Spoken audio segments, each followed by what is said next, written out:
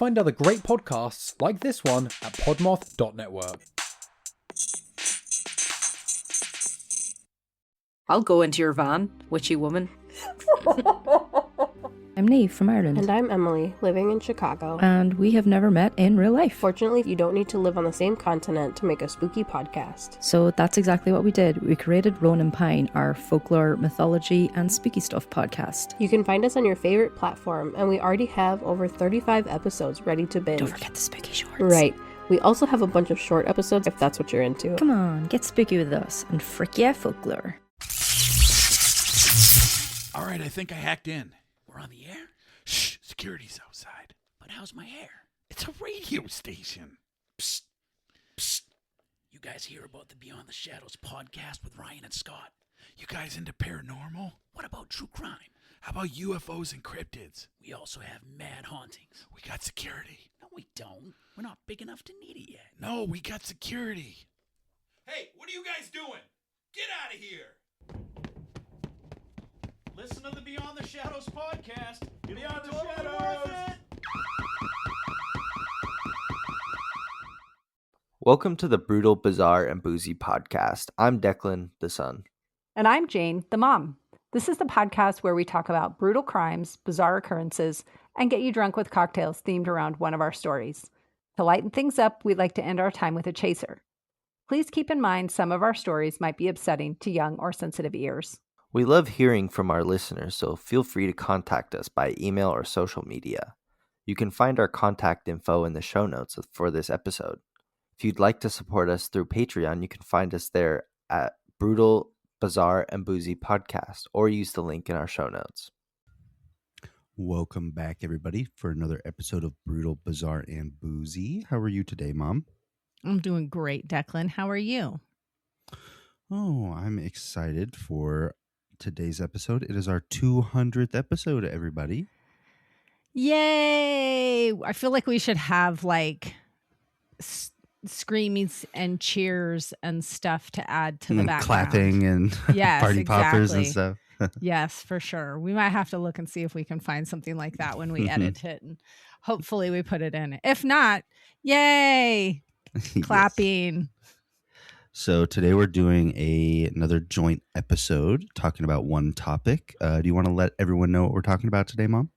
We are going to be talking about Rajneeshpuram, or the commune where Bhagwan Rajneesh and his followers established in Oregon in the 1980s.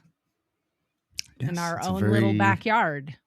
Very interesting story. And to go with that, I have picked the Orange Crush cocktail based on their chosen attire that they like to wear, mostly being orange robes or cloths.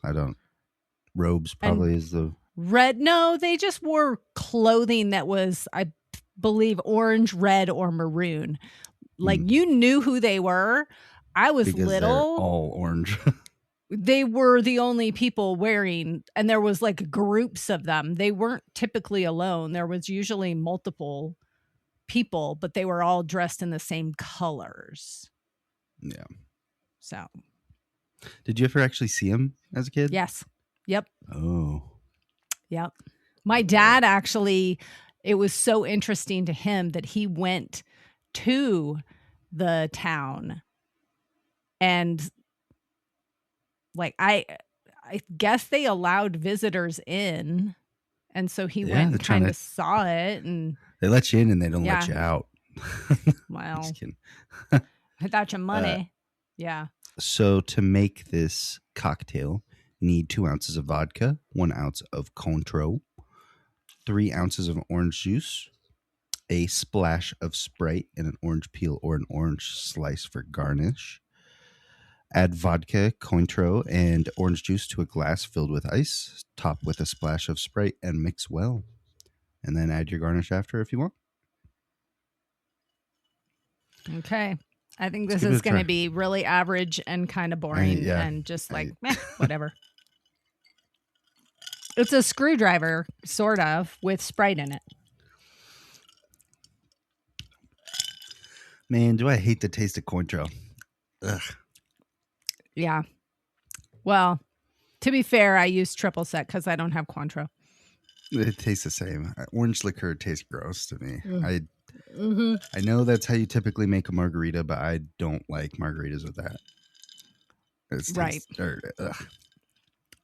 It's fine. I don't Just like love a it. screwdriver. I kind too of wanted sweet. it is too sweet. Yeah. I wanted this to be better, and I'm disappointed that it's really kind of meh. It's not bad, but it's not good.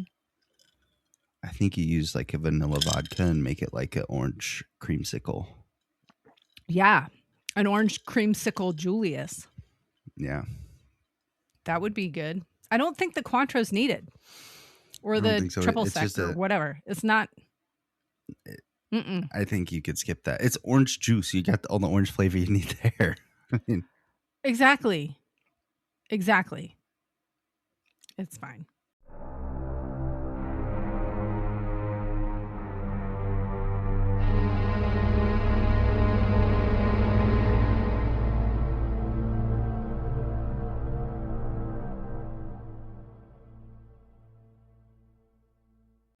oh well. Okay, shall we get started with this very special, memorable 200th episode? Yes. Okay, here we go. In the high desert of north central Oregon is a small rural town of Antelope. Antelope is it's basically like a retirement town. People that have had their jobs and they're like, let's go chill out in the desert. That's where they were moving, was to Antelope. Not very many, but still. During the 1980s, the area was the location of a controversial community with residents who were viewed by many as problematic. That problematic status was raised to extreme levels when it was revealed that the community was attempting to control local government and had made coordinated attacks, including some dark biological attacks on the community at large. Not their own community, but everybody else they targeted. Their own community as well. Yes, they did, but not We'll get into to it. the extremes. Yes, Yes, they we'll targeted talk each about other, but not to like make each other sick or potentially die. Well, no, never mind. They did. Yeah, they we'll did. get into it. Don't spoil it. They did. I'm not spoiling it. So let's discuss the community and how it came about. As I mentioned, the area is rural and the town of Antelope was small with only about 60 residents in the early 1980s. A man who went by the name Bhagwan Shree Rajneesh had been living in India in his own ashram. He was a spiritual leader, and he had an ashram where people would come and say he was great. He was considered a religious leader and a guru, like I said. But sometimes people don't like that. And somebody set off a bomb in his ashram in India. And it caused him to seek a different location. He wanted one that was less controversial, or at least, a little bit better than the bombing one that he was leaving. He recruited one of his devout followers, who was his personal secretary, a woman called Ma Anand Sheila, to help him with his new community, and they set their sights on the U.S. Sheila's husband was able to purchase a large ranch 18 miles from Antelope. It was originally known as the Big Muddy Ranch and was over 64,000 acres. It sold at that time for $5.75 million, which would be over 20 million and some change now. Pretty cheap It's for a a big ranch, chunk of change. I'd say. I mean, Yeah, true. ranches are fucking expensive. Yeah. The land was zoned for agricultural use, and Rajneesh and Sheila claimed that they were starting a small agricultural community. But within a couple of years, The locals were questioning what was actually happening out in the desert. The ranch was now called Rajneeshpuram, and they turned the previously empty rural property into a city of several thousand people. The total number of people that lived there varied. I saw from 1,000 to 7,000, and that there was some question as to if they were accounting for all of the people that lived there or if they were hiding some of them and hiding some of like where they would be staying, their beds and things like that. So nobody really knows for sure how many people were out there, but it was some thousands of people. They had the typical urban infrastructure, including a police department, fire services, restaurants, malls, townhomes. They had an airstrip. They had public busing systems, a sewage reclamation plant. They built their own reservoir, and they had a post office. Wow. So it basically wasn't just a like town. It was a town. Yes, we're going to talk about that being a factor as well. The major changes to the area caused legal battles with the commune's neighbors, mainly over land use. The residents and followers were referred to as Rajneeshis. There's another name, but I had a really hard time saying it and reading it. I think it was like sannyasins or something, but they were called both. So we're just going to stick with them being called Rajneeshis because that's the word I wrote. Okay. Many viewed the community as a cult, but they considered themselves to be spiritual seekers trying to forge a new type of communal living. Nothing wrong with that. Not saying that there is, but a lot of people were like, this is kind of culty based on the shit that's going on. The general demographic of the commune might surprise some people. It definitely surprised me. Most of the residents, I asked somebody, what do you think the demographic was? And it was not what it actually was. The general demographic, most residents were in their early to mid 30s. They were college educated and they were searching for a greater meaning of life. I would have thought maybe they would have been in their early 20s and partially gone through college or something. I don't know. But no, these were like professional people that had careers and they were like, nah, we don't want to do this anymore. The followers of the movement didn't just stay on the grounds of the commune. They also ventured out to larger cities and communities, spreading the word of their group. They were easily identifiable, wearing clothing of red, orange, or maroon, like we said before. And it's not like they had a red shirt. They were red shirt, red pants, red shoes. Oh, Yeah. yes. Head to toe, same color. And I remember at the time I was little, I was under 10, around 10 when I was seeing them around. I don't remember if I saw him in town, but I remember we went on a trip and it was like either in the train station or near a bus station or something. There was several of them. And I was like, what is going on with those people that are like trying to talk to people? But they were very identifiable as being kind of, I don't want to say, just not wearing your typical clothing and definitely looking unique. They viewed Rajneesh as an enlightened spiritual master and often showed strong personal devotion to him. Although Rajneesh was an Indian spiritual leader, many of his most dedicated followers were not Indian. They came primarily from the US, Canada, Western Europe, Australia, and New Zealand.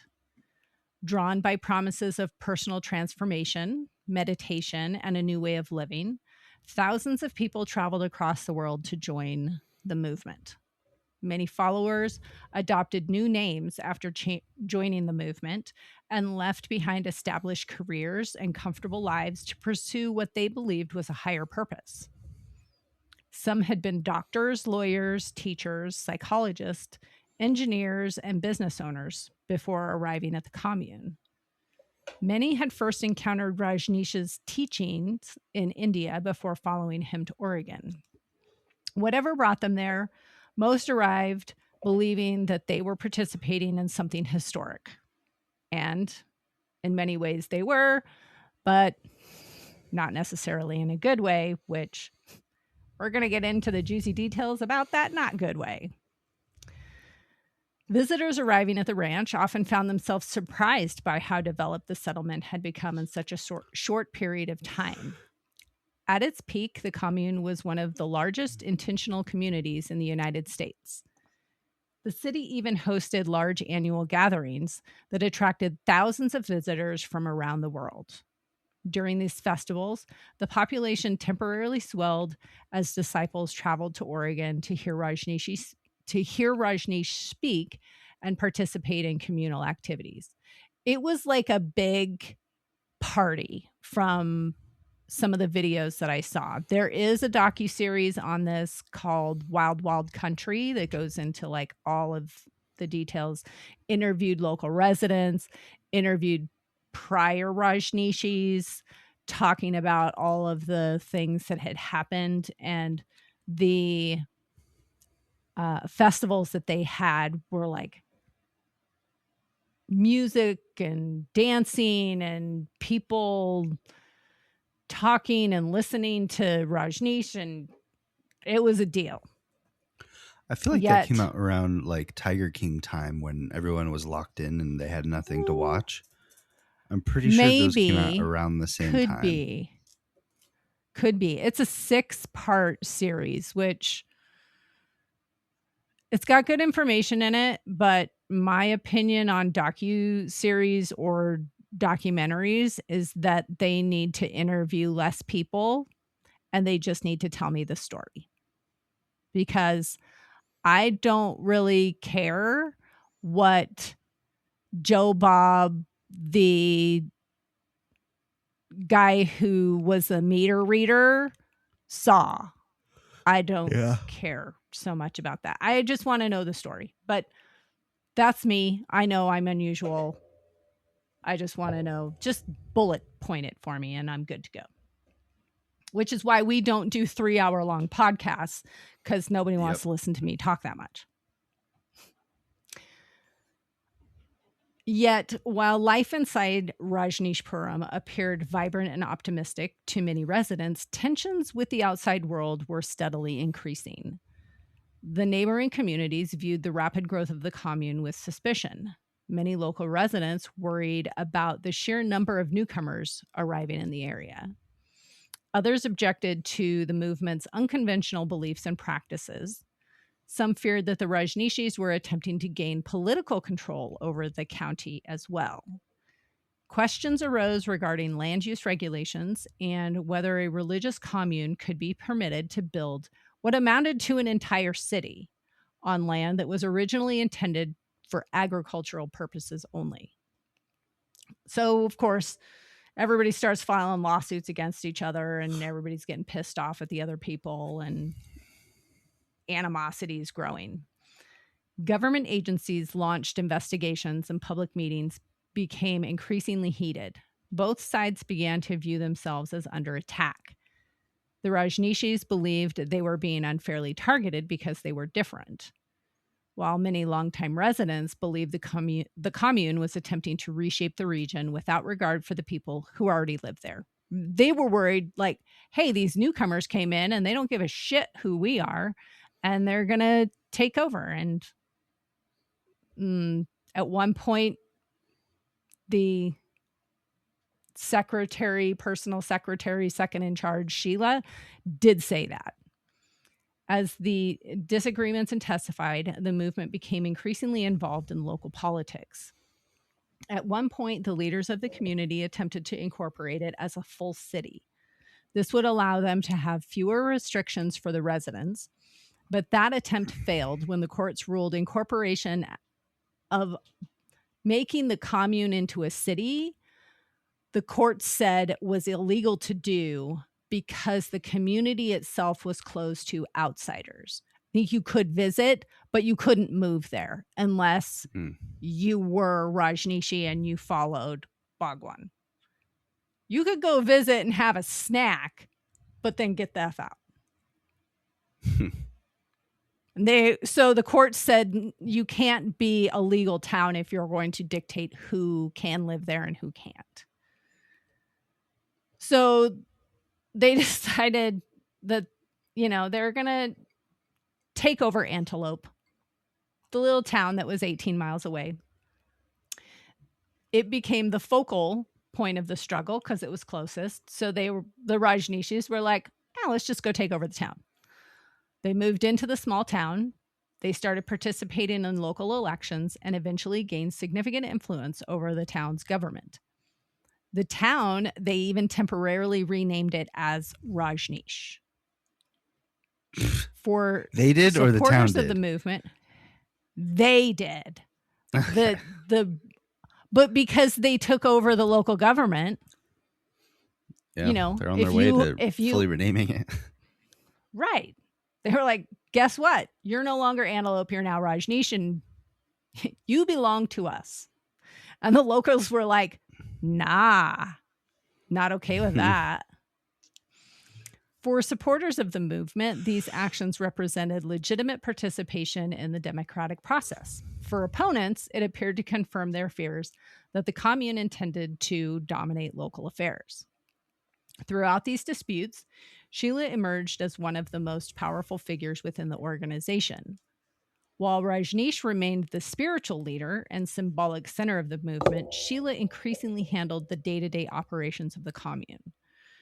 She managed legal battles, oversaw public relations efforts, and frequently served as the movement's spokesperson. In the docuseries, there's a lot of footage of her on the news, on different talk shows, talking about their community. And she's not always very nice and flattering about the other people in the county. And she flat out says, we're going to take everything over. Her confrontational style made her a polarizing figure. Supporters viewed her as a loyal defender of Rajneesh and the commune, but critics saw her as aggressive and uncompromising. As tensions with neighboring communities increased, Sheila's influence within the organization continued to grow. As scrutiny of the commune increased, additional concerns began to emerge regarding the welfare of children living with the Rajneeshpuram. Former members and critics alleged some children experienced neglect, inadequate supervision, and child sexual abuse while being raised in the communal setting. While some former members described their childhoods at the commune as positive and supportive, others later spoke publicly about experiences they reviewed as harmful. The allegations added to the growing controversy surrounding Rajneeshpuram and further damaged the movement. The allegations added to the growing controversy surrounding Rajneeshpuram and further damaged the movement's public image during the mid-1980s. State government had growing concern about the community. The governor's office, police agencies, both local and federal, as well as federal organizations like the IRS and DEA were monitoring the situation. Which, how many times have they said, we're monitoring the situation, and then a school shooting happens or something? But that's another topic for another time. True. Exactly. As tension escalated between the commune residents and the locals, area residents were concerned as the Rajneeshis began arming themselves. The sight of armed guards patrolling the commune only deepened suspicion and heightened anxieties throughout the county, not the country. Although I'm sure some people around the country were. It was definitely something that was discussed. It was big news around the time, I'm sure. Yes, it was on the countrywide news. They were talking to people about it. What had started as a spiritual movement was now beginning to resemble a heavily guarded compound, raising concerns among both locals and law enforcement officials. In 1984, the Rajneeshis began a program known as Share a Home, in which they bussed in thousands of homeless individuals from across the country to their community. Basically, they went to other cities and found people that were living on the streets and said, hey, do you want to come live in Oregon with us? We'll give you free food, free housing, and we'll give you free transportation there. And you can live how you want to live. And a lot of people said, that sounds like a great idea. So they got on the bus. Turns out they're still doing that to this day to Portland. Yes, exactly. On the surface, it appeared altruistic, but it soon became concerning that they were using the program to control the local election by having the new arrivals register to vote. I'm not saying that people shouldn't be registering to vote, but when you bus in thousands of people and then register them to vote and tell them that they can, you should vote this way because that supports us, they're more inclined to do that. And yes, we have heard about that happening currently. Yes, we have heard about it. But I think this might be the beginning of when that started. And people didn't know that was a thing. Right. They were. For sure. The Secretary of State suspended all voter registration for the county, forcing anyone who really wanted to vote to appeal the decision. Only less than 20 people followed through with the appeal process, so it did work, but it caused a huge upset because the people, that were from the community were like, we just want to participate in the democratic process. It's our right to do so. And and the state government is saying you can't. And that was problematic. Yeah. Through the Share a Home program, hundreds or thousands of new residents came into the commune, but those new residents weren't necessarily there for the same reasons as the previous followers. Remember, the people that first started this community, it was supposed to be for enlightenment and seeking,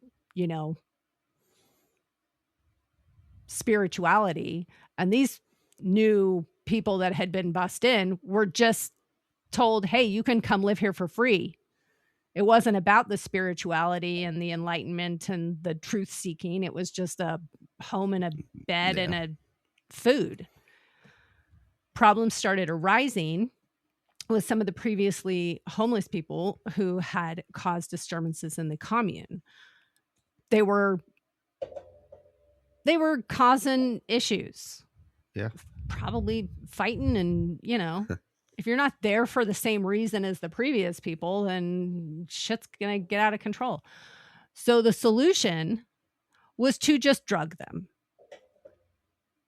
I was going to say, I bet if you're a drug dealer in Antelope, you got a lot richer when that happened. Right? They drugged them with antipsychotic medications in an effort to calm them. The drugs were placed in the food or drink of the people that, like the leaders, thought to be most concerning. So they were like, you're too ramped up. Let's just drug you and calm you. But of course, they did it without notifying the people that they were drugging. So they're drugging them with antipsychotics without the people's knowledge. But that wasn't good enough. So the next step was to just remove them from the commune. The leaders sent away any residents they considered to be problematic and bussed them to other cities throughout the state. This caused significant expenses for agencies like the Salvation Army, who offered aid to those displaced individuals. This was all causing tensions to escalate in the county and throughout the state. By this point, disputes over land use, political influence, and the commune's internal practices had drawn increasing attention from both state and federal authorities. The struggle between the commune and its opponents was about to enter its most controversial chapter. By 1984, Sheila was essentially the main coordinator of the community. She had large political goals and announced to the media that they intended to take over the Wasco, is it Wasco County or Wasco. Wasco Wasco. Wasco County government with their own political candidates. But they didn't want to just plant Rajneesh sympathizers on the ballot. They wanted to try to ensure their candidates would win by controlling who was voting. Sheila and other members of the group began planning a bioterror attack, believing that if they made enough people sick outside of the community, then voter turnout would be low and the commune members would win any elected positions they were seeking. Cult members acquired a starter culture of salmonella bacteria from the American Type Culture Collection, the ATC, in Seattle, Washington. Staff members, including a nurse practitioner, mass-produced the bacteria in a private makeshift laboratory. They grew the pathogen in a specialized incubator system inside the building within the commune known as the Chinese Laundry. Ugh. The bacteria were suspended in a brown, foul-smelling liquid. Cult members carried vials into the nearby city of Dalles after planting the bacteria into 2 glasses of water served to county commissioners who came to visit the ranch. So 2 county commissioners came to visit the ranch just to kind of speak with the Rajneeshis. And they decided now would be a good time to poison them to try and force the election. So they were the first 2 guinea pigs, and both were hospitalized. Yikes. After this, Sheila's team spread the bacteria on produce at the supermarket and doorknobs at the local courthouse. However, this didn't have their desired effect, so they then took these vials of salmonella bacteria and began planting it in the restaurants of nearby towns, mostly targeting the salad bars. Oof. Initially, the food and safety inspectors believed the bacterial outbreak was caused by poor food handling processes. At the time, this was the first and largest bioweapon attack in the country, which is crazy to think about. It is. That it happened in Oregon. Yes. Just a few hours from us. So after the attack, 751 residents contracted salmonellosis, 45 of which were hospitalized, with the youngest victim being an infant born 2 days after his mother was infected and was given a slim chance to survive. However, he did. Yay. This attack didn't quite work out in their favor. Locals believe Rajneeshis were involved, and voter turnout was higher than expected. And the commune members lost their elections. Their involvement in the poisoning actually didn't come out until later when a vial of the bacteria was found on their property. However, the members didn't just poison the community, they also poisoned each other. Sheila was not a big fan of Rajneesh's personal physician. She believed he was conducting experiments on him and was incompetent in his job as a physician. She and several other members came up with a plan to kill him. They poisoned his drinks, and when he fell ill, they poisoned his IV. However, the physician survived the attack. Sheila didn't like that and came up with a new plan to kill him. Good Lord. This woman. Sheila procured a vial of adrenaline in hopes that this dose would be very hard to trace and would likely cause heart attack or other issues resulting in death. She gave the vial to another follower and gave them the order to inject him after the morning celebration. The physician survived and was transported to a local hospital in Bend. But the poisoning operation would ultimately prove to be only the tip of the iceberg in a much larger scandal. In September of 1985, tensions within the commune reached a breaking point. Sheila and several members in her inner circle abruptly left the Rajneeshpuram and fled the United States. Their departure shocked residents of the commune. Shortly afterward, Rajneesh broke years of relative silence and held a series of press conferences in which he accused Sheila and her associates of numerous crimes committed behind his back, which I kind of get the impression that he's telling the truth about that. She was involved in every shitty plan that happened. Yeah. It never mentioned him, so it would make sense if she really. got the power being his secretary. Yeah. She's probably like, well, fuck it, I'm going to make shit happen. Yep. As investigators searched commune properties, they uncovered evidence of illegal surveillance operations, wiretapping activities, immigration fraud schemes, and other criminal conduct, including samples of the bacteria used in the salmonella poisoning. Federal authorities launched multiple investigations, while former members increasingly came forward with information about what had occurred inside that organization. During their investigation, they learned of a plot to assassinate Charles Turner, who was the U.S. Attorney for the state of Oregon. Their plan involved many high-ranking members who flew to New York to acquire fake identification. They then traveled to Texas to purchase guns, but found that it was too hard, so they traveled to New Mexico to acquire handguns and silencers, with one of the members volunteering to make the kill. Wow. Their plan was to kill him in the parking garage at his work. However, the plan fell through when Sheila became distracted by the political movements at the ranch. So let's talk about some of those charges and what happened.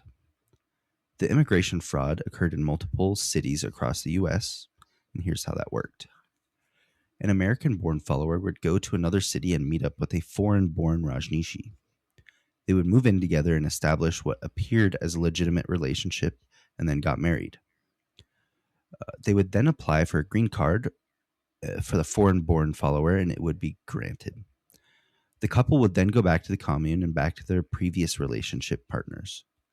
This happened multiple times and in multiple cities. At the time, it was the biggest case of immigration fraud the country had seen. The arson charges were a result of a fire that occurred at the county planning office. The planning department had been heavily involved in disputes with Rajneeshpuram over zoning and land use, and whether the commune was legally operating as a city on agricultural land.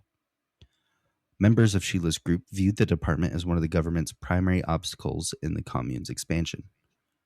Individuals associated with Sheila's inner circle set a fire at the planning department office. The fire caused damage to the building, but did not result in any deaths or serious injuries. Wiretapping was one of the larger scale revelations during the investigation. Law enforcement discovered that many offices and the medical clinic in the commune had been secretly monitored through hidden listening devices.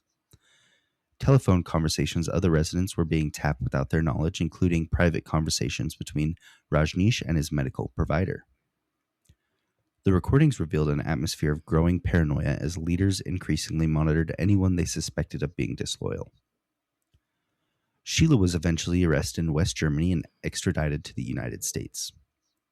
In July 1986, Sheila pled guilty on multiple federal and state charges, including immigration fraud, wiretapping, assault, attempted murder, and arson.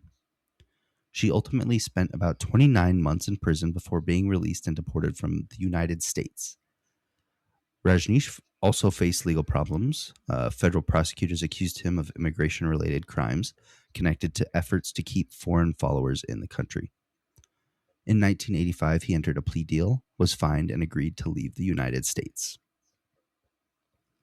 Without its leaders and under mounting legal pressure, Rajneeshpuram rapidly unraveled. The city that had risen from the Oregon desert in just a few years began to empty almost as quickly as it had been built. Homes were abandoned, businesses closed, followers dispersed across the world. By the late 1980s, the grand experiment that had once attracted thousands of devoted believers had effectively come to an end. Today, the former site of Rajneeshpuram is known as Washington Family Ranch. It's a Christian youth camp that welcomes thousands of teenagers a year. I don't know what sounds worse, a cult or a Christian youth camp. Yeah, I mean, we've been hearing some stuff.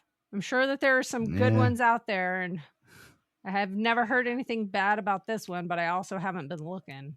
I wouldn't want to send my kid to a camp that was previously a cult that tried to do a bioterror attack. Yeah. That doesn't sound like... It would bum me out. Yeah. That's a weird camp experience. Yes.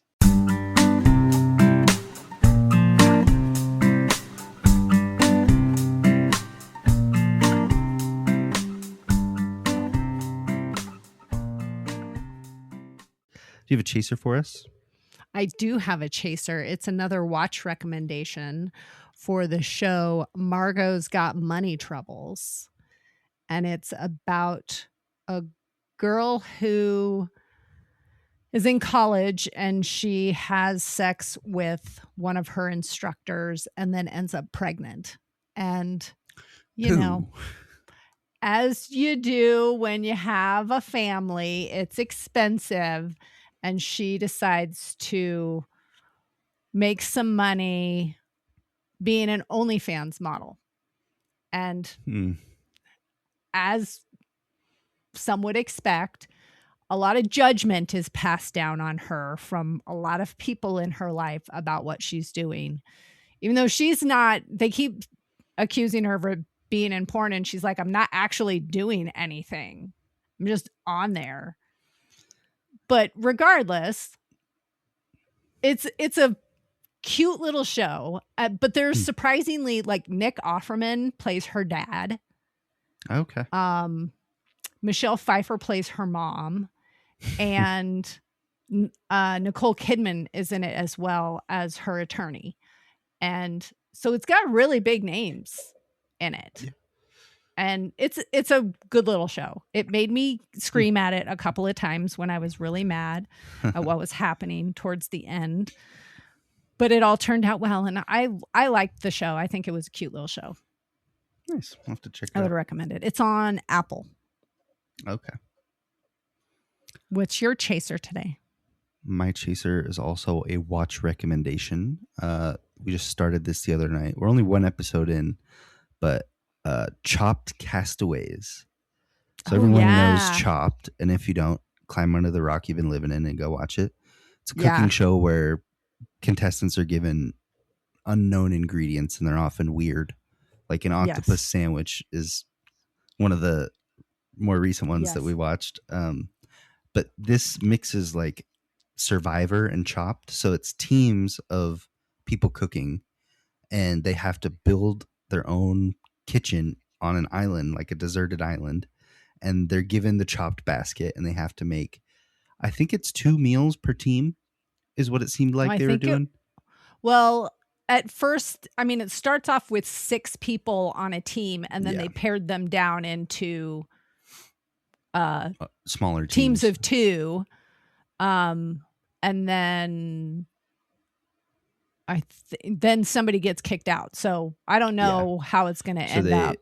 They pick like the 2 worst people on the team at the end of the episode, and they have to compete and like head to head basically, and whoever wins gets to stay. But it's an interesting twist on the show. They tried to do a twist on like one of the later seasons that neither one of us liked, where they had to like bet their money or something, or like pay for ingredients, which was weird. But I wasn't a fan of that. I do like this version of it. It seems more cohesive and like the original Chopped. For sure. Yeah. I think they're good. Yeah. Well, thank you for checking us out for 200 episodes. If you've been listening since the beginning. If not, if you're a new friend, thank you for joining us for our 200th episode. Hope you enjoyed it. And please go back and listen to all the others, but don't pass judgment on the first ones because, you know, we were newbies. I mean, we're still trying to figure shit out. But I think we're doing a pretty decent job of figuring out. Yeah. All right. Love you, Mom. Love you too, bud. Bye.